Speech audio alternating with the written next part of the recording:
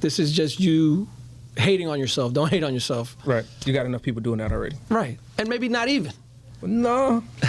I actually had this conversation a couple of days ago, and it annoys me how true it is. But the saying, as corny as it is as well, you ain't popping unless you got haters.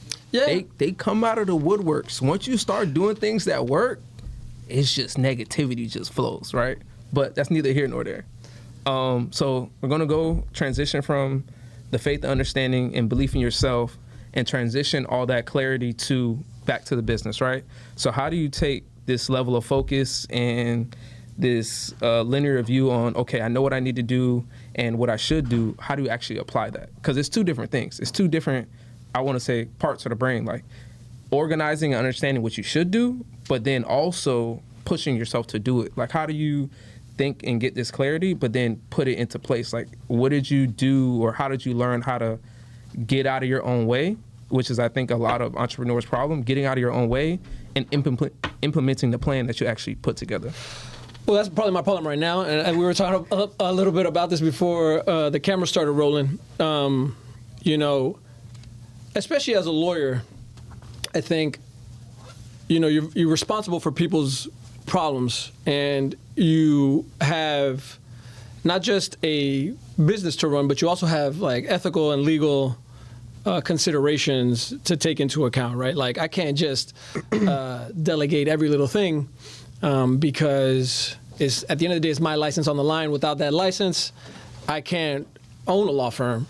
And so for me at least, the hard part is being confident enough to delegate stuff to other people. And, I started doing that, to be fair, very recently. I hung out my shingle and I was just like a one-man show for a while. I realized that this is never going to get me anywhere, right? Like, this is just, I'm going to make enough money to maintain my lifestyle, but I'm not going to be able to grow. Mm-hmm. And so that's been the hardest part for me, is implementing the plan, for lack of a better term, and recognizing that I don't have to do everything. I don't have to pick up every phone call. I don't have to respond to every email. I can hire people to do those things on my behalf. When the stuff gets a little bit more complicated or requires my specific attention, then I can be the person to do that, so that I can focus more time on the actual legal work and drumming up business, right? Because people want to know you, right? If you're the lawyer that's going to be representing them, they want to know you, and so you have to go out and do the stuff, right? You have to shake the hands, you have to be out there, you have to show your face, so that even if people are going to be recommending you, they can say, well, I know this guy, he's a solid dude, you can trust him.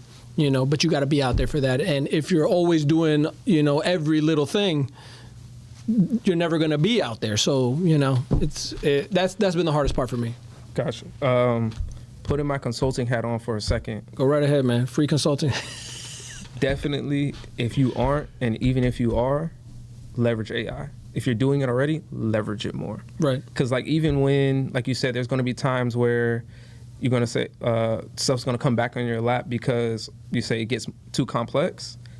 Just plug that into the chat, let it spit it back out to you. It'll save you 4, 5, 6 hours. Now you only really got to do an hour worth of work instead of a whole night. You know what I'm saying? Sure. So it's definitely gotten a lot better from probably the last time you tried to use it. Like, if you tried to use it 6 months ago and what it is now, night and day. So like, I use it myself. I got a contract in December, and I use chat to help me become a marketing expert and do a marketing rollout plan for physical pop-up events. I became a marketing expert overnight. Right. So listen, and I have used AI, and it's definitely been helpful, even for like the minutia of the day, right? Like responding to emails, or, helping you draft a letter so that you don't have to think about every single word. And I go back and I, mold it to myself.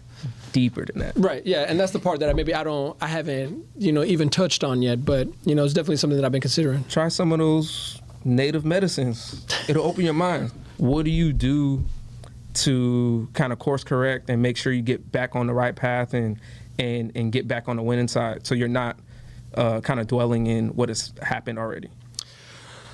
Well, like you said, losing is part of the game, especially if you're a litigator and you're going to trial and stuff like that. you're going to lose sometimes. You know, that's the nature of the beast. I like to, you know, for all of his faults, you know, Theodore Roosevelt has a quote that I like. It's about the man in the arena.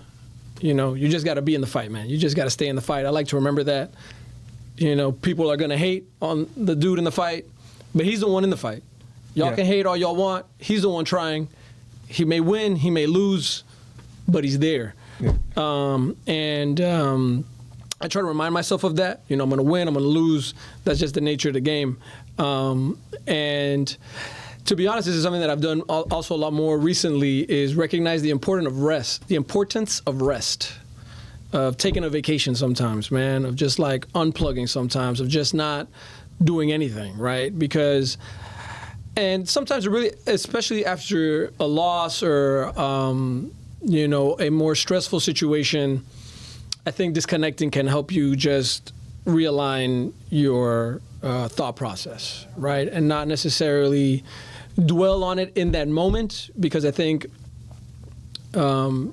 your vision in that particular moment may be skewed by your emotions, right? Because if you lose, at least me, I'm a highly competitive person. If I lose, I feel horrible. Like when my teams lose, I hate it. You know, the Hurricanes just lost the national championship game. Couldn't eat, couldn't sleep, huh? I was messed up for a couple of days, you know. You know, I'm looking at a book about the Miami Heat. When the Heat lose, I'm in a bad mood.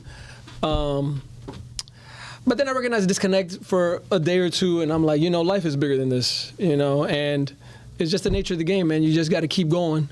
And once you've had that little bit of time to separate from the actual loss, you can see it, I think, more clearly, more dispassionately, more objectively, and then analyze, okay, this is what I did wrong. That's what I did wrong. Don't do this next time. You know, I can approach it this way next time. And like I said, you have, at least for me, I have less of an emotional attachment to the loss. I see it more objectively, and I think that I can use it more effectively with some distance from it, as opposed to just trying to analyze it in the moment, if that makes sense. Okay. I want to take a step back. I don't know if we mentioned it earlier in the interview or right before we got on, but you mentioned that you're in the process of scaling the firm, right, getting influx of capital. You're going to be building out your team. I wanted to know, what are you doing to help prepare you to be a better leader? Because I think a leader can be made and not born. And I think it's just a series of repetitions, just putting those shots up in the gym. So what are you doing, or what have you done to help prepare you to go from leading a virtual assistant, one virtual assistant, to probably 4 virtual assistants and 3 clerks in the office? Like, what are you doing to get ready for that?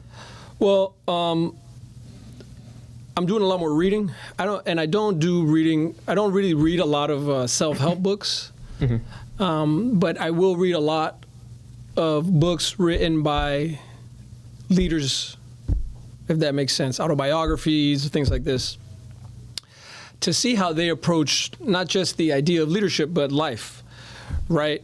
And trying to learn from them as much as I can by reading their thoughts. Because again, a lot of times I'm reading autobiographies and stuff like that. What's one that just sticks out to you right now? Just putting you on the spot.